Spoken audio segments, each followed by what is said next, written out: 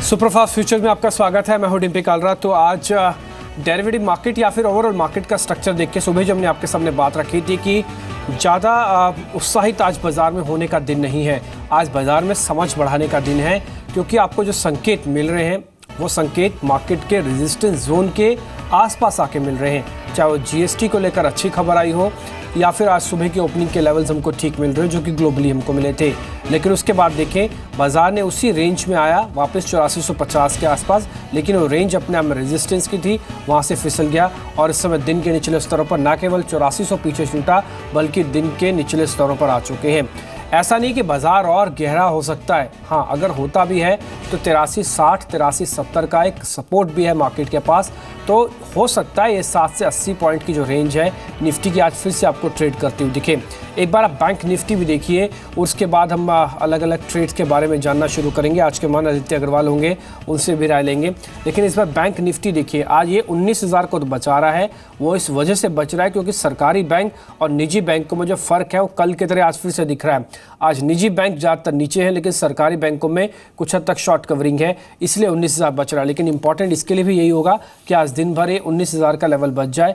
ये लेवल्स अब आपके सामने ओपन इंटरेस्ट और प्रीमियम का रेशियो इस समय कैसे देखने को मिल रहा है। जैसे कि जनवरी फ्यूचर आज शॉर्टिंग हुई है, क्लियरली शॉर्टिंग है, ट्रेडर्स काफ़ी कंफर्टेबल हो रहे हैं निफ्टी को शॉर्ट करने में। 8450-60 की रेंज बहुत इजीली एक शॉर्ट का अच्छा मौका मिल रहा है, क्योंकि 8500 का स्टॉप लॉस सभी ट्रेडर्स के पास है और कुछ प्रॉफिट बुकिंग भी है। अब आते हैं, आप देखिए बैंक निफ्टी को। बस जनवरी बैंक निफ्टी का डाटा आपकी स्क्रीन पर आएगा, वहाँ पे आप क्लियरली देखेंगे वहाँ पे भी शॉर्टिंग है, लेकिन जो क्वांटम ऑफ शॉर्टिंग है कल के मुकाबले करीब आधा है। कल 7% का ओपन इंटरेस्ट था, आज करीब 3-3.5% का ओपन इंटरेस्ट है। यानी कि बैंक निफ्टी को शॉर्ट करते समय एक ही सेगमेंट शॉर्ट हो रहा है, वो ये सेगमेंट शॉर्ट हो रहा है कि जिन्होंने प्रॉफिट बुक कर लिया और वापस रिवर्स सौदे मार रहे हैं, उनकी तरफ से ऐसा समझा सकता है कि शॉर्टिंग है। अदरवाइज बैंक निफ्टी के मुकाबले ज़्यादा आपको थोड़ा सा ठीक दिखेगा। लेकिन ये कब तक रहेगा ये आज दोपहर तक हमको पता लग जाएगा कि अब सरकारी बैंक अपनी बढ़त को बनाए रखते हैं या फिर इसका साथ छोड़ देते हैं। 8200 की पुट ये इंडिकेट करती है कि फिलहाल इसमें कुछ खरीदारी है, लेकिन क्वांटम बेहद कम है, तो इसलिए 8200 की पुट अभी भी ये दर्शा रही है कि ट्रेडर्स मन नहीं बना पा रहे हैं। आज की गिरावट आई, 8400 का लेवल टूटा, फिर भी 8200 की कॉल के अंदर ज़ोरदार खरीदारी नहीं है पुट के अंदर। इसका मतलब यह है कि 8200 की पुट अभी भी ट्रेडर्स के लिए एक कंफर्ट नहीं है, ट्रेडर्स यहाँ पोजीशन नहीं बना रहे, ये बाजार के लिए एक मेगा सपोर्ट रेंज है। अब आते 8500 की कॉल, यहाँ पर आप शॉर्टिंग है और शॉर्टिंग अच्छी है। 33% से ज़्यादा का प्रीमियम शेड हो गया, यानी कि जितना प्रीमियम था उसका 1/3 तो सिर्फ आज ही टूट गया। इसका मतलब ये है कि ट्रेडर्स समझ रहे हैं कि 8500 बाजार के लिए एक टफ रेजिस्टेंस है, इसको पार करने में मुश्किल हो सकती है, इसलिए कंफर्टेबली इस कॉल को शॉर्ट करके भी पैसा बनाया जा रहा है। आदित्य अग्रवाल आज के मान हमारे साथ जुड़ चुके हैं। आदित्य, अब निफ्टी पे क्या करना चाहिए, क्योंकि निफ्टी अब थोड़ा सा रियलिस्टिक लग रहा है, कल तक ऐसा लग रहा थोड़ा इन्फ्लेटेड है, आज थोड़ा रियलिस्टिक अप्रोच दिख रही है। या आप स्क्रीन रीडिंग से भी दिख सकता है, नहीं तो जो ट्रेडर डीलिंग रूम में बैठा है ना, मैं उसके मन की बात आपको बता रहा हूँ, थोड़ा रियलिस्टिक अप्रोच दिख रही है। आपकी राय क्या है, अब निफ्टी के अंदर करना क्या चाहिए? आफ्टरनून टीम निफ्टी में देखें तो ओवरऑल निफ्टी का दायरा अभी भी पॉजिटिव है। निफ्टी ने काफी अच्छा ब्रेकआउट दिया है 83-8340 के ऊपर। तो यहाँ से जो एक निफ्टी के टारगेट्स आते हैं वो करीब 8500 के आसपास आते हैं। तो यहाँ से भी हमारा व्यू थोड़ा सा एक पॉजिटिव रहेगा। हाँ, लास्ट 4-5 दिन में जरूर हमने काफी अच्छी बढ़त देखी थी, तो हमको लग रहा है कि आज जो प्रॉफिट बुकिंग चालू हुआ है थोड़ा सा और एक्सटेंड होगा। निफ्टी 8365 8370 के आसपास आता है, तो वो एक अच्छा लेवल है जहाँ पे वापस एक लॉन्ग पोजीशन की तरफ एंट्री की जा सकती है। यहाँ से हमको मार्केट बहुत ज्यादा खराब नहीं लग रहा है कुछ, तो 8370 के आसपास आता है तो बाय करके चलिए विद स्टॉप लॉस ऑफ 8320। ऊपर में हमारा टारगेट रहेगा 8460 8470 का। ऑप्शंस पे आपने काफी अच्छी तरह समझाया है। 8500 की ऑप्शंस पे कॉल ऑप्शन पे काफी एग्रेसिव राइटिंग हो रहा है, तो इसको देख के साफ लगता है कि प्लेयर्स को नहीं लगता कि निफ्टी 85 ऊपर जाएगा। सिमिलरली 83 की पुट पे राइटिंग चल रहा है, तो ये हमको लगता है कि मार्केट एक रेंज में रहेगा, 8300 एंड 8500 की रेंज में रहेगा, but it will trade with positive biasness. ठीक है, आदित्य भी वही बात कर रहे हैं कि 8350 60 70 की जो रेंज है एक सपोर्टिव रेंज है मार्केट के लिए। हो सकता है डिप थोड़ा 20-30 पॉइंट का एक्सटेंड हो जाए, लेकिन इस डिप में आपको बाय के लिए उतर सकते हैं आप। ये कंफर्ट जोन है, ये बाज़ार ऐसा बाज़ार है जो मंदा खेलना चाहता है उसको भी पैसे देगा, जो तेज़ी खेलना चाहता है उसको भी पैसे देगा, क्योंकि रेंज डिफाइन है। ये लैंग्वेज अपनी क्लियरली बता रहा है कि मैं यहाँ तक चलूँगा, यहाँ से टूटूंगा, यहाँ से बैठूंगा और फिर से ऊपर आ जाऊँगा। ये मार्केट का एक ऐसा नेचर है जहाँ पे इंडेक्स ट्रेडर्स बहुत कंफर्ट के साथ पैसा बनाते हैं। गैप अप गैप डाउन में बड़ी मुश्किल होती है, लेकिन इस तरह का ट्रेड इंडेक्स के अंदर ट्रेड करने का सबसे बेहतरीन दिन है, ज़रूर ध्यान रखिएगा। अब आगे बढ़ते हैं, कुछ एक और एक्सपर्ट से भी जुड़ेंगे, उनसे भी हम बातचीत करेंगे। लेकिन एक शेयर आईसीआईसीआई बैंक आपने चुना है बाय लिस्ट में, कुछ ये निजी बैंकों से ज़्यादा अलग दिख रहा है क्या आदित्य आपको?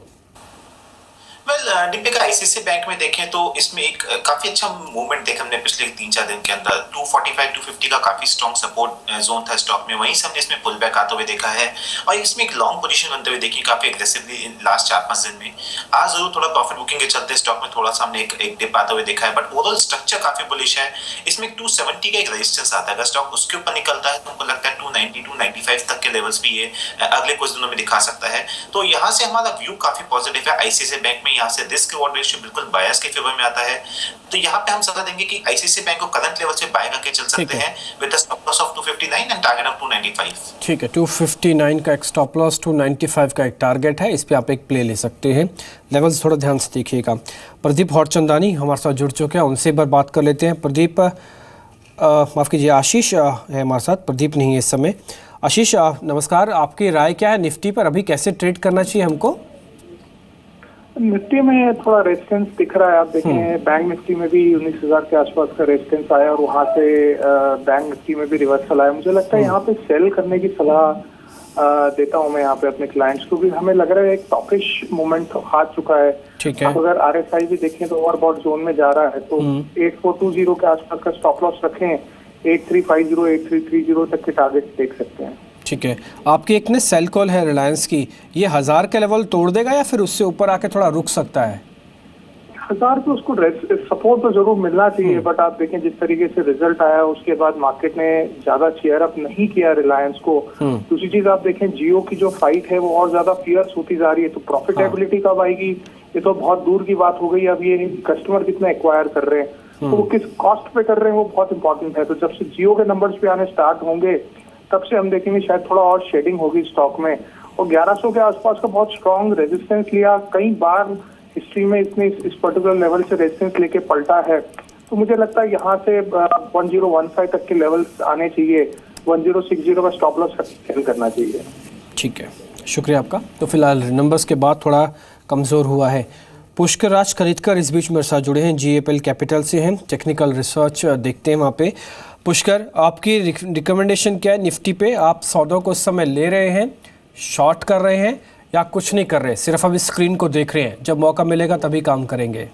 नहीं जी, अभी फिलहाल अगर आप देखो तो निफ्टी काफी हद तक टॉपिश लग रही है। जो 8450 की यहाँ पे जाके निफ्टी रिवर्स हुई है, लग रहा है कि टाइम वाइज या इन टर्म्स ऑफ प्राइस भी थोड़ा बहुत करेक्शन हो सकता है। जो नीचे की लेवल है अपनी ब्रेकआउट की करीब 8280 से 8300 तक की है, तो इसके चलते हुए लग रहा है कि ऊपर में 8440 का स्टॉप लॉस लगा के नीचे की तरफ 8300 तक का एक लक्ष्य हम फिलहाल निफ्टी में देख सकते हैं।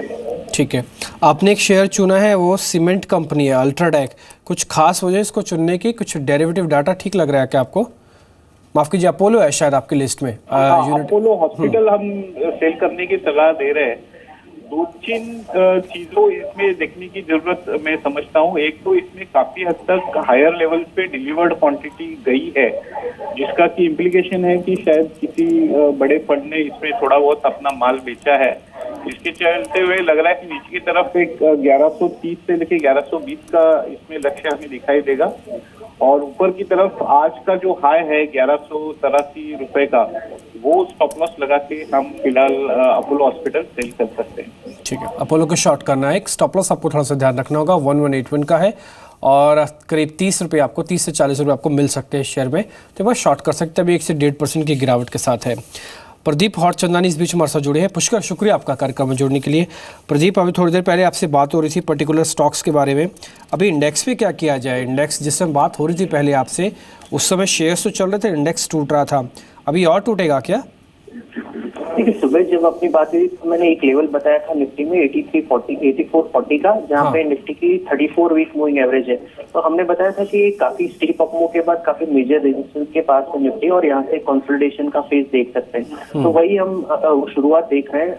15 मिनट चार्ट में निफ्टी ने कंफर्म कर दिया है सेल, तो मेरे हिसाब से यहाँ से सेलिंग एक्सेंचुएट हो सकती है। नीचे की साइड में 8300 जहाँ पे इसकी 200 दिन की मूविंग एवरेज है, वो हमको लगता है कि टेस्ट होने के अच्छे चांस है। तो एक ट्रेडर को चाहिए कि आज के जो हाई का स्टॉप लॉस है जो कोइंसाइड करता है 34 वीक मूविंग एवरेज के साथ 8440, उसी का एक स्टॉप लॉस लगा के शॉर्ट किया जाए और 8300 का टारगेट बनता है। ठीक है, आपकी कॉल है अल्ट्राटेक सीमेंट, कुछ खास वजह है अल्ट्राटेक को चुनने की? देखिए इसको लॉन्ग करने की एडवाइस इसलिए मैं दे रहा हूँ क्योंकि स्टॉक काफी स्ट्रेंथ दिखा रहा है आज के वीक मार्केट में। एक अच्छा पुल बैक हमने देखा था दिसंबर के बॉटम से, और उसके बाद ये पिछले 8-10 सेशन से कंसोलिडेशन के फेज में चला गया था। और आज के आरबी चार्ट के ब्रेकआउट से लग रहा है कि ये कंसोलिडेशन का फेज वापस से अप ट्रेंड में रिज्यूम हो रहा है, कन्वर्ट हो रहा है। तो यहाँ पे डेफिनेटली मेरे हिसाब से 3395 का अगर टॉप काटता है ये स्टॉक तो क्विक अप मूव दे सकता है 3500 3530 तक। यहाँ पे इसकी 200 दिन की मूविंग एवरेज है, तो इस स्टॉक पे लॉन्ग जाने की एडवाइस रहेगी 30 के स्टॉप लॉस। ठीक है, इसमें कोई दो राय नहीं है कि शेयर के अंदर फरवरी का कॉन्ट्रैक्ट भी काफ़ी अच्छा बिल्डअप है, करीब 80% का है, और इसमें डिलीवरी वॉल्यूम करीब 55% की भी है। ये 2 पॉइंट भी आपको ज़रूर नोट करने चाहिए, क्योंकि जनवरी कॉन्ट्रैक्ट के अंदर तो कवरिंग है, लेकिन फेब कॉन्ट्रैक्ट के अंदर ताज़ा खरीदारी है, तो मंदी के सौदे दूर दूर तक नहीं जो थे वो कट रहे हैं। ये बात ज़रूर है यहाँ पे। शुक्रिया आपका कार्यक्रम में जुड़ने के लिए प्रदीप, और ये बताने के लिए कि अल्ट्राटेक एक बेहतर पिक है, यहाँ पे भी ध्यान रखा जा सकता है। चलते आगे बढ़ते हैं और अब फटाफट से एक बार मार्केट पे वापस नज़र डालते हुए देख लेते हैं कि मार्केट में इस समय कैसे ट्रेड हो रहा है। अगर आप निफ्टी का लेवल देखेंगे तो दिन के निचले स्तरों पर है। आज सुबह हमने गौतम शाह से बातचीत की और उनसे हमने पूछा कि मार्केट के अंदर अब करना क्या चाहिए। उनसे हमने ये भी पूछा कि सेक्टोरल अप्रोच क्या होनी चाहिए। आइए सुन लेते हैं उन्होंने पर्टिकुलरली सेक्टोरल के हिसाब से क्या कहा था।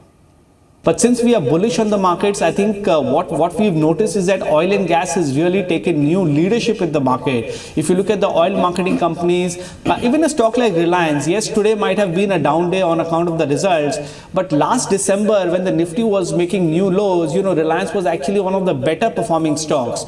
So I think the scene has really changed for some of these underperformers of the last couple of years, and we are extremely bullish on the BSE oil and gas index. We feel that the index could move up 20% from here in 2017 and hit a level of about 14,000. So all these small declines in some of these stocks I think should be used as a buying opportunity, because I think for 2017 three of our best picks are oil and gas, metals and autos, and I think one needs to have significant portion of your portfolio into them.